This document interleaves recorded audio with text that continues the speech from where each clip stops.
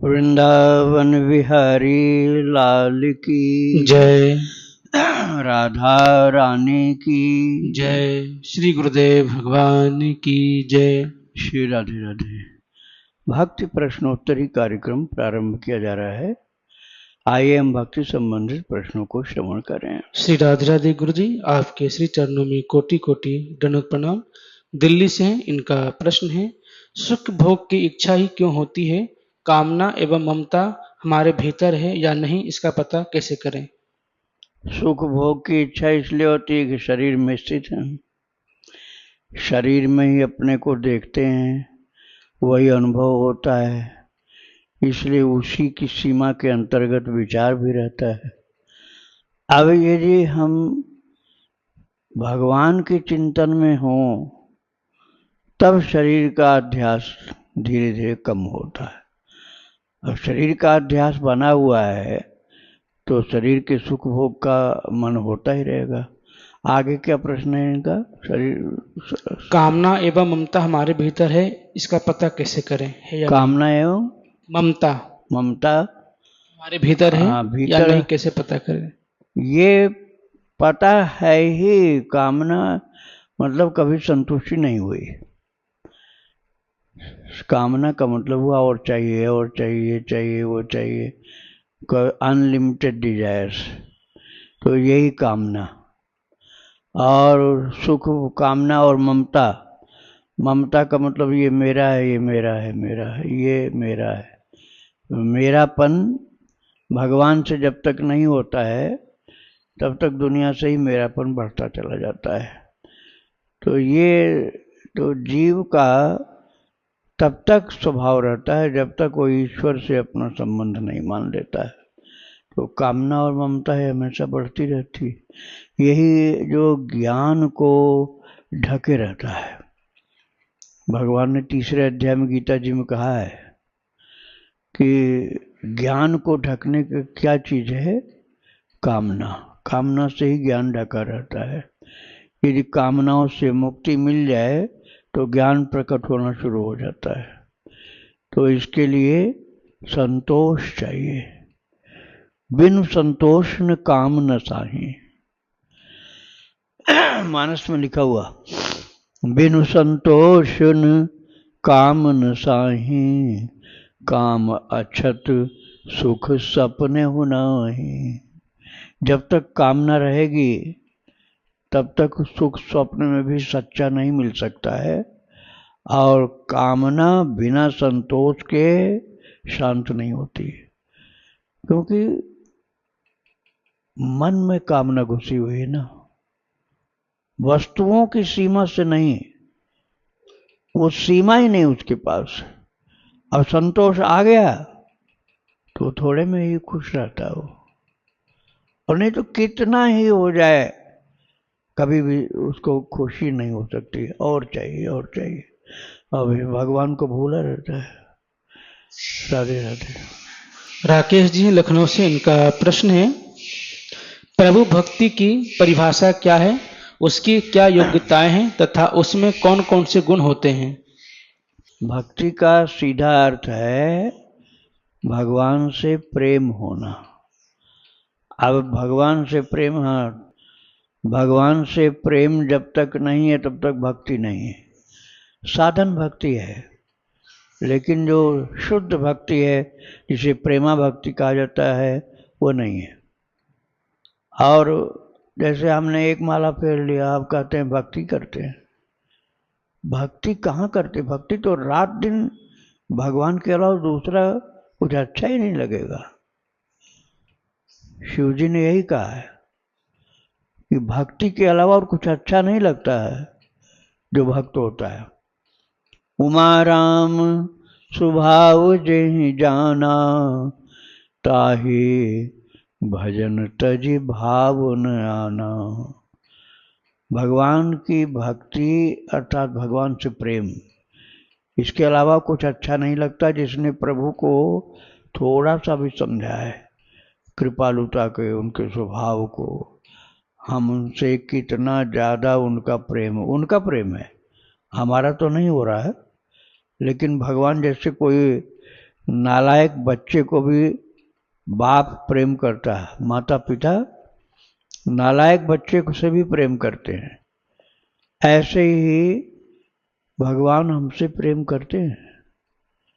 तो भगवान का हमसे प्रेम है, लेकिन हम अज्ञान के कारण उनसे प्रेम नहीं करते हैं।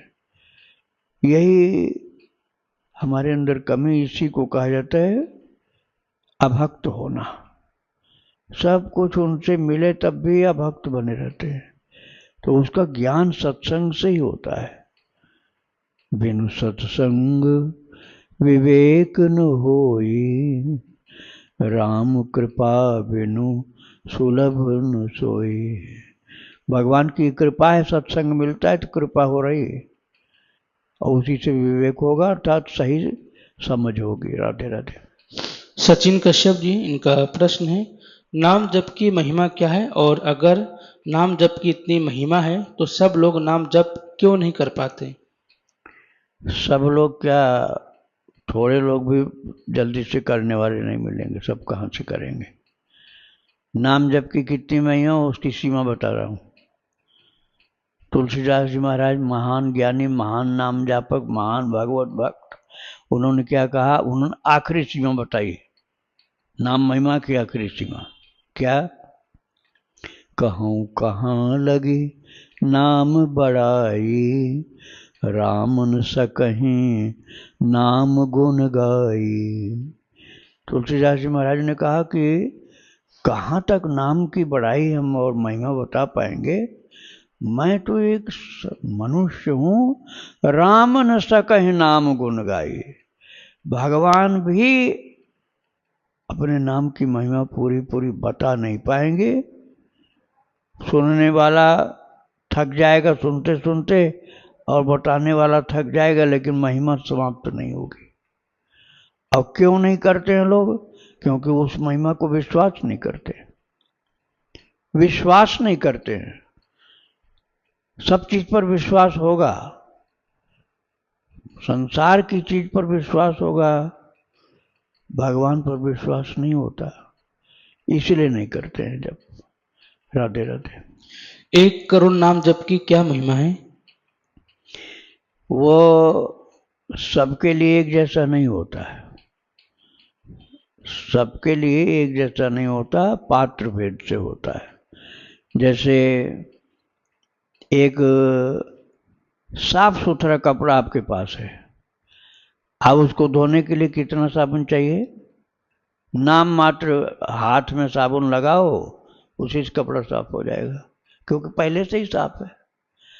अब एक महा कूड़ा कचरा में वर्षों से दबा हुआ कपड़ा है, अब निकाला आपने कूड़े कचरे के अंदर से, तो कितनी मैल है उसके अंदर कि कपड़ा ही साफ नहीं दिख रहा।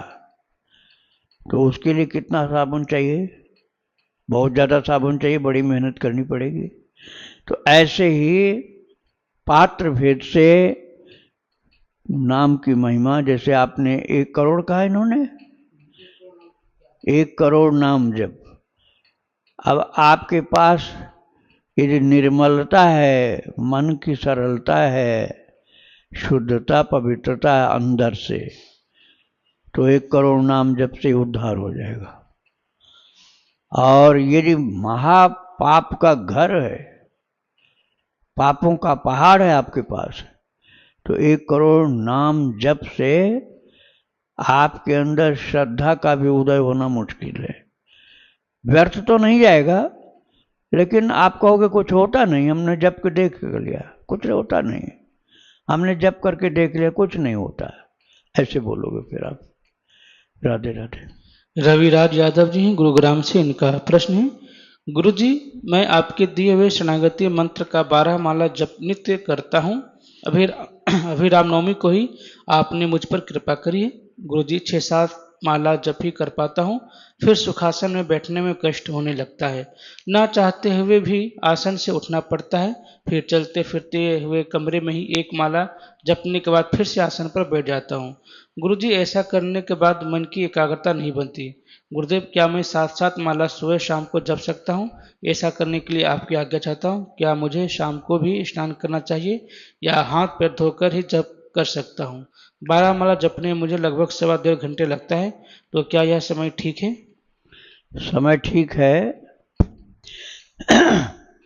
किंतु आप ये मत सोचिए कि हमारा मन लग जाएगा तब हम भजन करेंगे। ये ऐसे हो रहा है जैसे पेट भर जाएगा तब हम रोटी खाएंगे। पेट भर जाएगा तब हम भोजन करें। पेट तो भरा नहीं, रोटी खाने को बोलते हो, तो पेट पहले कहां से भर जाएगा? अरे मन लगना लक्ष्य नहीं है, मन भगवान थोड़े है। हमारा जीवन का लक्ष्य भगवान है। हमारे जीवन के लक्ष्य कौन है? भगवान। और मन महागंदगी का ढेर, उसको लक्ष्य क्यों बनाते हो भाई? आपका लक्ष्य ही अभी नहीं तय हुआ। आप भगवान को लक्ष्य बनाते नहीं, गंदे मन को लक्ष्य बना रहे हो।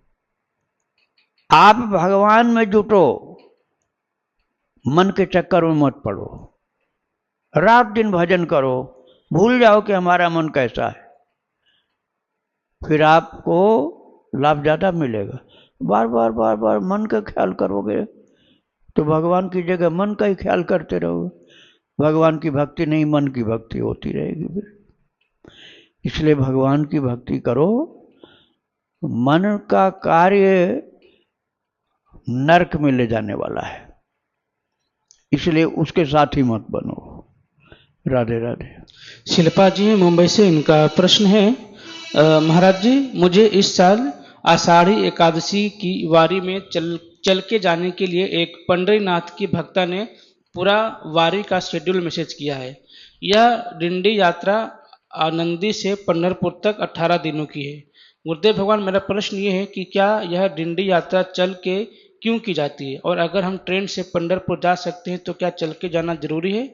आंतरिक प्रेरणा दिल्ली जाने की हो रही है और प्रभु कृपा से मैं रोज 10 किलोमीटर चल भी पा रही हूँ और बच्चे भी बड़े हैं, लेकिन मुंबई के कंफर्टेबल जीवन की बाहर जाने के लिए मन हिचकिचा रहा है।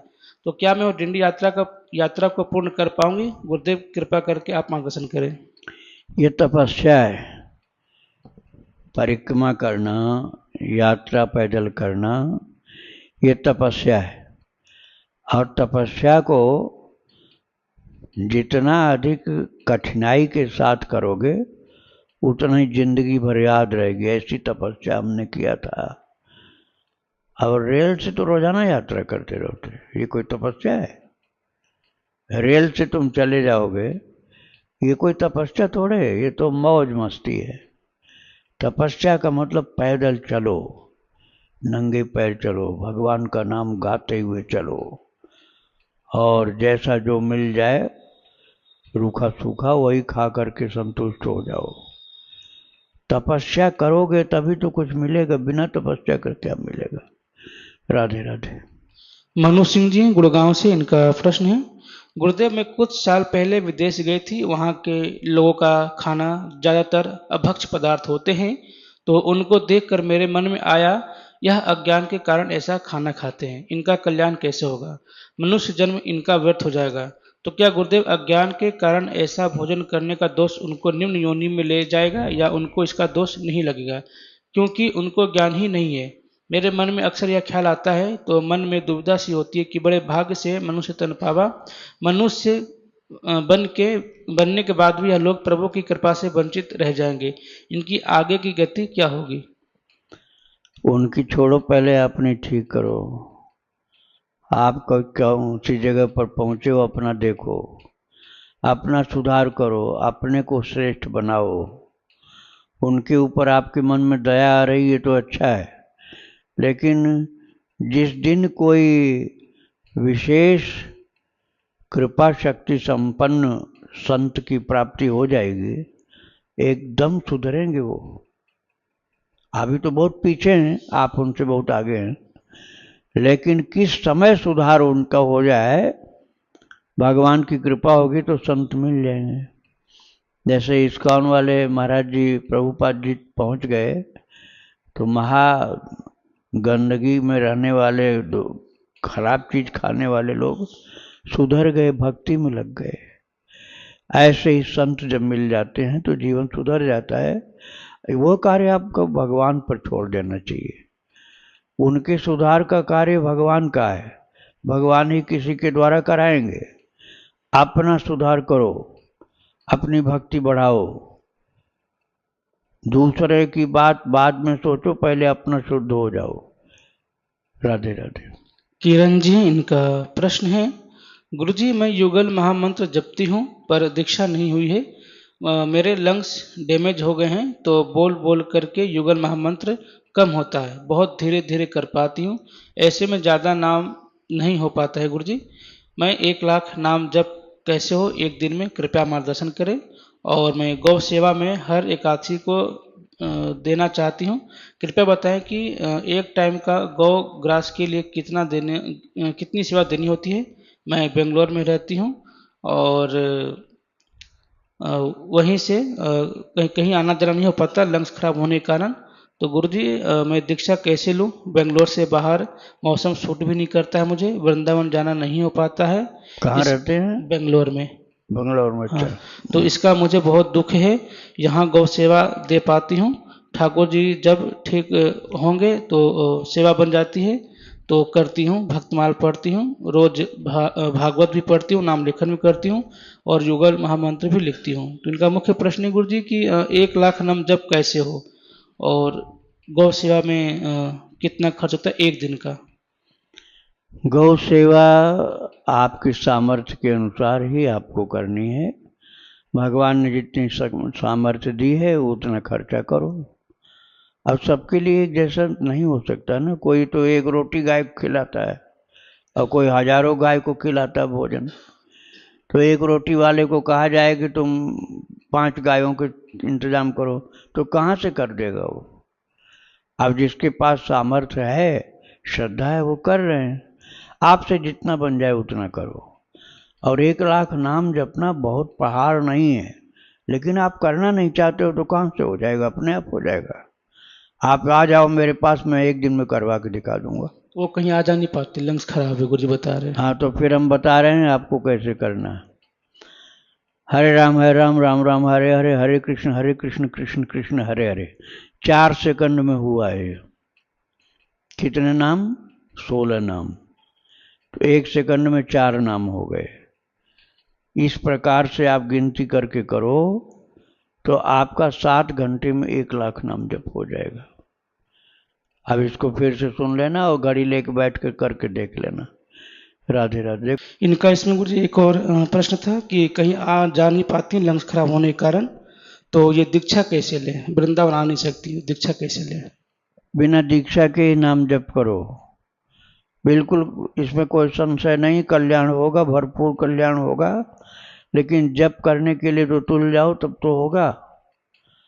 और जप करने को जो भी बताया तरीका, इसी से हो जाएगा। राधे राधे। अजमेर से इनका प्रश्न है, स्वप्न में भगवान श्री कृष्ण ने बांके बिहारी जी को देखना और संत जनों का आना बहुत अच्छा है।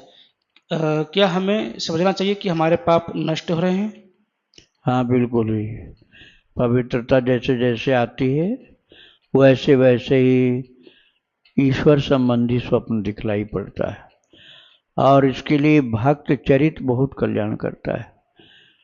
आप YouTube में भक्ति आश्रम चैनल निकालना और भक्तों का चरित्र सुनो। प्रतिदिन भक्तों का चरित्र सुनो तो भगवान के स्वप्न भी आएंगे और भजन भी अच्छा होगा। राधे राधे। रजनी जी हैं दिल्ली से, इनका प्रश्न है, गुरुजी मैं आपसे यह जानना चाहती हूँ कि घर का काम करते हुए जो नाम लिया जाता है, जैसे खाना बनाते हुए, कपड़े धोते हुए राधे कृष्ण बोला जाता है, तो क्या प्रभु उस नाम जप को स्वीकार करते हैं क्या? कृपया करके मार्गदर्शन करें। बिल्कुल करते हैं, भगवान स्वीकार करते हैं। सेवा करते हुए नाम जप करो, काम करते हुए करो, चलते फिरते करो, बस किसी से बात मत करो, नहीं तो तुम्हारा नाम जब वो खा जाएगा, तुम्हारा टाइम बर्बाद कर देगा। कोई आता है बस उससे व्यवहार निभाना ही आफत है।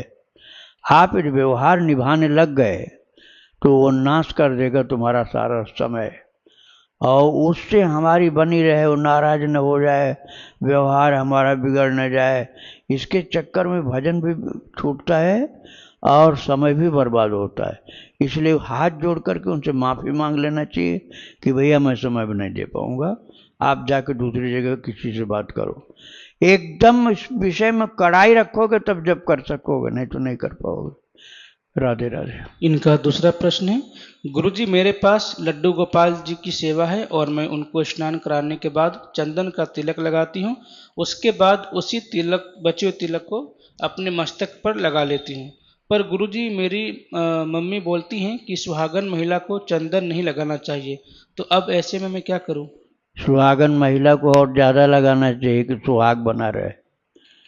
नहीं लगाएंगे तो सुहाग पर खतरा आएगा, इसलिए सुहागन महिला को ज़्यादा लगाना चाहिए। भगवान का प्रसाद, चंदन तो भगवान का प्रसाद है, और भगवान से बड़ा और कौन दूल्हा होगा। कितना बढ़िया, ठाकुर जी से अच्छा तो कोई हो नहीं सकता भाई। अब भगवान का प्रसाद नहीं लगाओगे तो कहाँ का प्रसाद लगाओगे फिर। राधे राधे।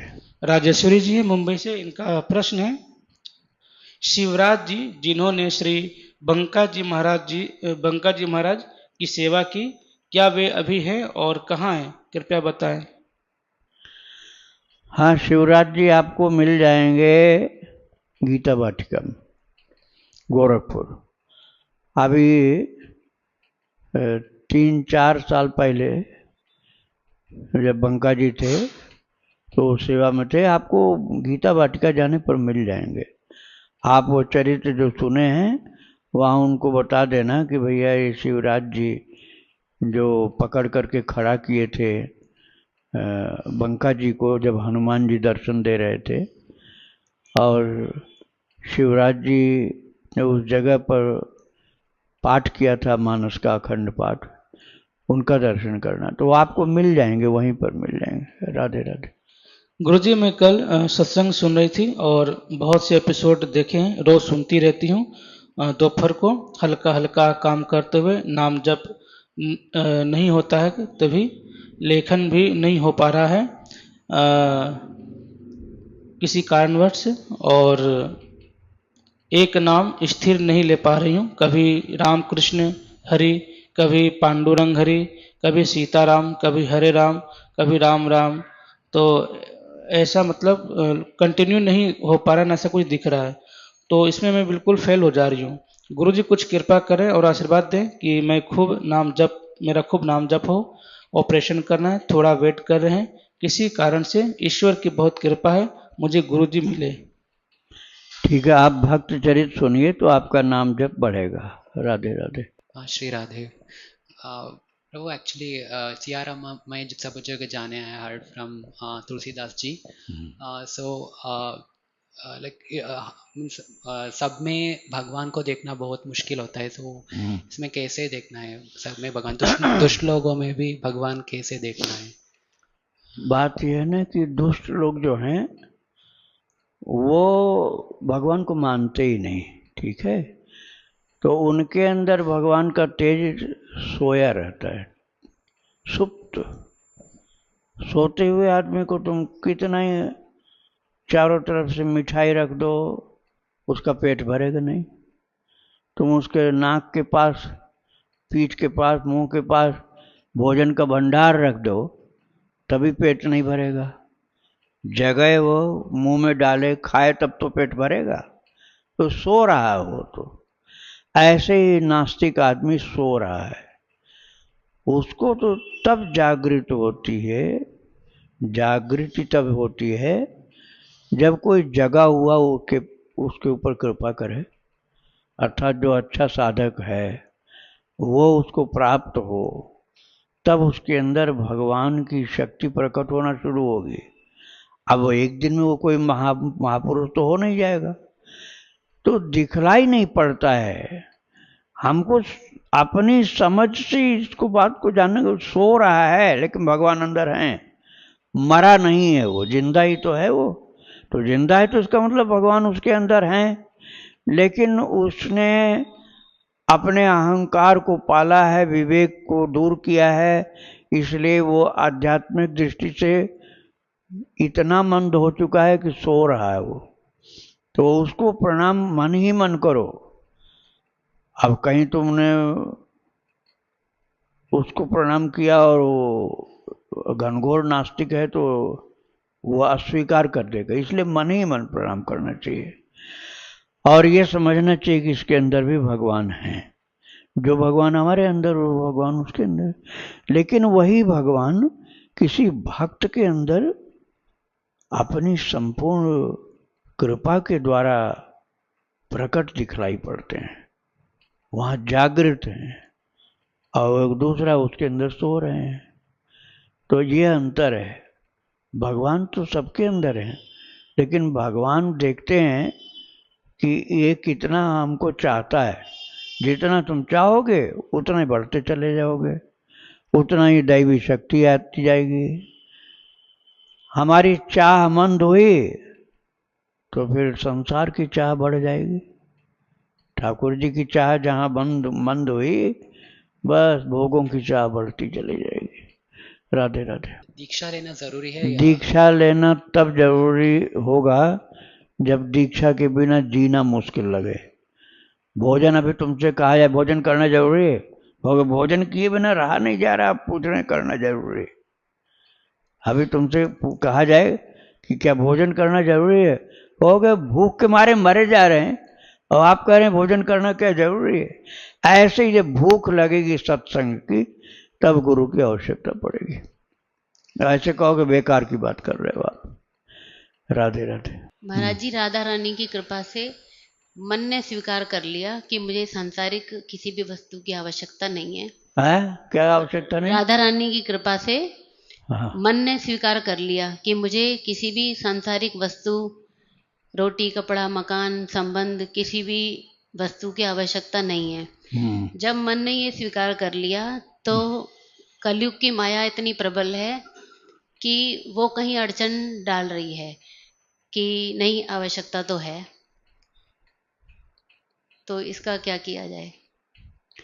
ये मन ने नहीं स्वीकार किया। अभी किसी का मन ऐसा हो जाए, लाख लोग समझाएं तो नहीं मानेगा वो, लेकिन मन ने स्वीकार नहीं किया। एक छोटा सा बच्चा हो, 5 साल का लड़का, और उसने कभी लाल मिर्च नहीं देखी हो, देख कर खुश हो जाए, कितना बढ़िया लाल चमचमा रहा है, अगर खा ले। अब खा लिया, जोर से खा लिया, क्योंकि पहली बार मिला था। उसको थूकना पड़ेगा, रोने लग जाएगा, थूकेगा। अब तुम उसको खिला लोगे फिर क्या? नहीं खाएगा, किसी हाल में नहीं खाएगा, क्योंकि अब मन समझ गया उसका कि ये बड़ी खतरनाक चीज है। अभी मन ने समझा नहीं है, इसलिए फिर से हम दूसरों के कहने में आ रहे हैं। और उस बच्चे को कह के देख लो, एक नहीं 100 लोग कह दो तब भी नहीं खाएगा वो। ऐसे ही हमारा मन जब समझ लेगा तो कदम नहीं एक रखेगा उधर जिधर नहीं जाना चाहिए। लेकिन मन ने अभी नहीं समझा है, इसलिए जो कोई मिल जाता है उसी की बात मान के चल पड़ते हैं। कलयुग में धन की आवश्यकता प्रबल होती जा रही है, जबकि अगर हम ये स्वीकार कर लें कि हमें कम वस्तुओं का उपयोग करके रहना है, जैसे कि कम में गुजारा करना है, तो लेकिन फिर भी वो कलयुग की जो माया है वो ये दिखा रही है कि गुजारा, कलयुग में धन की आवश्यकता ज़्यादा है। आपने दर्शन अभी किया नहीं ऐसे लोगों का जो बिना धन के भी जीवित रहते हैं और खुश होकर जीवित रहते हैं, और धन वाला आता है तो उठ के भाग जाते हैं दूसरी तरफ। लेकिन आपने ऐसे आदमी देखे नहीं है, इसलिए आपको समझ में नहीं आएगा। मैंने देखा है, वो धन वाला कोई आ रहा होगा तो वहां से भाग जाएंगे कि हम उसको मिले नहीं। और ऐसे लोग होते हैं, अधिकतर संत लोग होते हैं, और वो उनसे बचने के लिए, क्योंकि पहले राजा लोग होते थे, अब तो राजा नहीं होता कोई, तो किसी के पास जा करके अपना धन वैभव दिखा करके, साथ में तमाम नौकर चाकर, उनके सिपाही लोग, तो मजबूरी पड़ जाते थे साधु लोग। ये त्यागी हैं, तब भी उनकी बात सुन के उनका पैसा लेना पड़ रहा है। अब आप ध्यान से सुनिए जो मैं बता रहा हूँ, तब तो सुनने का फायदा नहीं तो क्या फायदा। तो फिर उनको नाटक करना पड़ता था। क्या नाटक, अब समझिए आप। जैसे दो बैठे हैं, दो साधु, वो राजा आ रहा है, आज पूरा दिन खराब करेगा हमारा, भजन करने में बाधा डालेगा, रुपया पैसा देगा, फिर आशीर्वाद बहुत सारा मांगेगा, फिर थोड़े दिन में लौट के आएगा। तो उन्होंने क्या किया, उन्होंने कहा कि हमको थोड़ा सा 2 मिनट का नाटक करना है, रोटी हमारी तो छीन लेना, कर देना, मुझे भूख ज़्यादा लगी, तुमने ज़्यादा ले लिया। ऐसे झूठ मूठ का नाटक किया कि अरे तुमने हमारी रोटी ले ली, हमको भूख लगी, तुमसे छीन लिया। अब देख लिया राजा ने, अरे ये तो रोटी के लिए लड़ रहे हैं, ये कहाँ ज्ञानी, इनके पास जाने से क्या कल्याण होगा। तो राजा वापस चला गया। अब वो खुश हो गए कि हमारे इस झूठे नाटक से राजा के समझ में आ गया कि हम लोग अज्ञानी लोग हैं, चला गया, अब नहीं आएगा कभी। ऐसे ही जिसको मन में बहुत संतोष हो जाए, बहुत ज्यादा संतोष हो जाए, तो उसको पैसा नहीं चाहिए, 1 रुपया नहीं चाहिए। लेकिन आपने देखा नहीं ऐसे व्यक्ति, 1 रुपया नहीं चाहिए उसको। महाराज जी, जैसे मन को अपने लिए संतोष हो कि मुझे अपने लिए आवश्यकता नहीं है, लेकिन वो ग्रस्त में बंधा होने के कारण उस माया में फंसा हो, तो वो नाम जप से ही बाहर निकल। आप गृहस्थ की बात आ गई ना, अभी तक तो मनुष्य की बात आपने किया था, अभी तक आपने मनुष्य की बात किया था, तो वो मैंने बताया। अब गृहस्थ की बात आपने किया, तो वहाँ तो जिम्मेदारी है, वहाँ तो आपको लेना पड़ेगा, लेकिन उसको भगवान के परिवार मान करके उसको खर्च करो कि ये बच्चे जो हैं ठाकुर जी के हैं और उनके ही बच्चों की सेवा हो रही है, तो फिर आप पैसा रख सकते हो। वो बंधन आपको नहीं डालेगा, क्योंकि भगवान की सीमा में उसका प्रवेश हो गया। श्री राधे राधे। वृंदावन बिहारी लाल की जय। राधा रानी की जय। श्री गुरुदेव भगवान की जय। श्री राधे।